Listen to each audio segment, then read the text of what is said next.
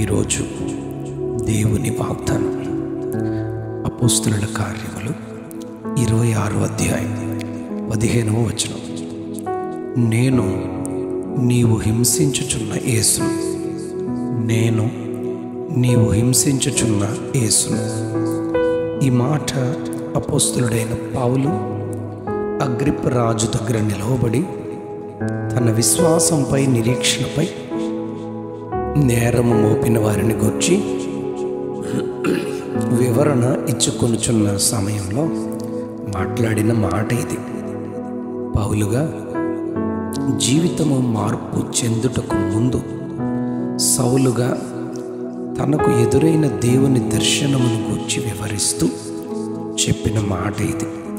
అపోస్తలుల కార్యాలు 9వ అధ్యాయం 1వ వచనంలో ప్రభువు ఎలా దర్శించాడో అక్కడ తెలియచేయబడింది.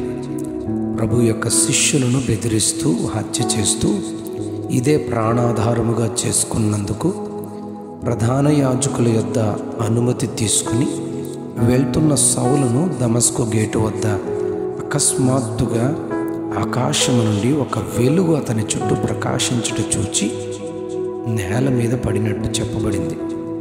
సౌలా సౌలా, నీవేళ నన్ను హింసించుచున్నావని తనతో ఒక మాట స్వరము పలుకుట విన్నట్లు, ప్రభువా నీవెవడవని ఆయన అడిగినందుకు ఆయన, నేను నీవు హింసించుచున్న యేసును అని ఆయన చెప్పిన మాట సౌలు విన్నట్లుగా అక్కడ రాయబడింది.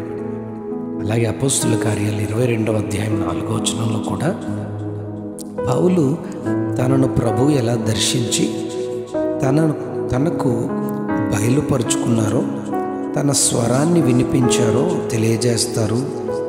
ఇలా ప్రతి చోట తనకు దర్శనమిచ్చిన దేవుని కనపరుస్తూ సాక్ష్యమిస్తారు పౌలు. 1 కొరింథీ 9వ అధ్యాయం 16వ వచనంలో, అందుకే అయ్యో సువార్త ప్రకటింపకపోయిన ఎడల నాకు శ్రమ అంటూ ఎన్నో ప్రాంతాలలో దేవుని ప్రేమను ప్రకటిస్తూ సంఘాలను స్థాపిస్తూ అపోస్తలునిగా ప్రయాణం చేశారు పౌలు. ఈ ప్రయాణంలో ఎన్నో శ్రమలు, వ్యతిరేకతలు ఎదురైనా వెనుక ఉన్న వాటిని మరచి ముందున్న దేవుని రాజ్యం పరలోకం కొరకు ప్రకటిస్తూనే ఉన్నారు. జకర్యా గ్రంథం 2వ అధ్యాయం 8వ వచనంలో దేవుడు అంటాడు, మిమ్మును ముట్టినవాడు నా కన్నుగుడ్డును ముట్టినవాడని అంటారు. హాని సంఘానికి చేసినను అది దేవునికి చేసినట్లే, ఆయనే దానికి ప్రతిఫలం ఇస్తారు.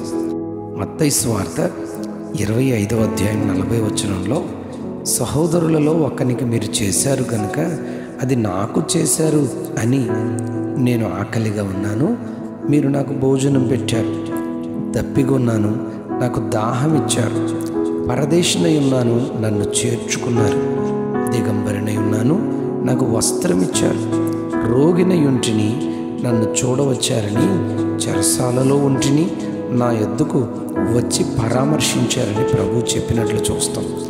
నీతిమంతులు ఆయనతో, ప్రభువా నీవెప్పుడు దిగంబరివిగా చెరలో ఆకలిగొని దప్పిగొని ఉండుట మేము చూడలేదు అనగానే ఆయన వారితో, అల్పులైన సహోదరులకు మీరు చేశారు, అది నాకు చేశారు అని ఆయన బదులిస్తారు.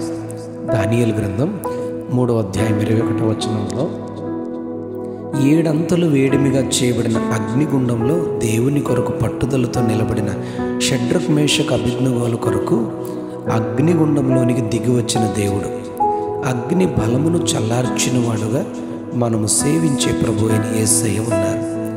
రోమపత్రిక 15వ అధ్యాయం 3వ వచనంలో, నిన్ను నిందించు వారి నిందలు నా మీద పడిను అని ప్రభు మనల్ని గూర్చి మాట్లాడుతున్నారు. ఒక మాటలో చెప్పాలంటే, సృష్టికర్త అయిన దేవుడు ఆయన కొరకు సృజించుకున్న మనము ఆయన నిమిత్తము హింసింపబడినా, అవమానింపబడినా, హాని చేయబడినా అది ఆయనే భరించుచున్నట్లుగా వ్రాయబడింది. సౌలు హింసించేది ఆదిమ సంఘాన్ని కానీ, ఆయన సౌలుతో నీవు హింసించుచున్న యేసును నేను అని స్పష్టంగా సౌలుతో మాట్లాడినట్లుగా మనం చూస్తాం. మన పాపాన్ని, శాపాన్ని తనపై వేసుకుని విశ్వసించిన వారికి రక్షణను అనుగ్రహించే దేవుడు ప్రభు అయిన యేసు. ఒకవేళ ఆయన నిమిత్తం మనం భరించే ప్రతి హింసను తనపై వేసుకుని, మనల్ని నిందించిన వారి నిందలు తనపై వేసుకుని వాటి ప్రతిఫలాన్ని పరలోక రాజ్యమందు అధికముగా మీకు అనుగ్రహించబడుతుందని మత్తయి సువార్త 5వ అధ్యాయం 11-12 వచనాల్లో చెప్పబడింది. మన ప్రతిఫలాన్ని ప్రభు సన్నిధిలో ఆయన రాజ్యంలో పొందుకొందుము గనుక ఓర్పుతో నిరీక్షణతో ఆయన కొరకు ఈ లోకంలో జీవించే కృప యేసయ్య మనకు అనుగ్రహించాలని కోరుతూ ఆయన సన్నిధిలో మనం ఆశతో ప్రభు కొరకు జీవిద్దాం. అట్టి కృప ప్రభు మనకు దయచేయునుగాక. Amen, amen, amen.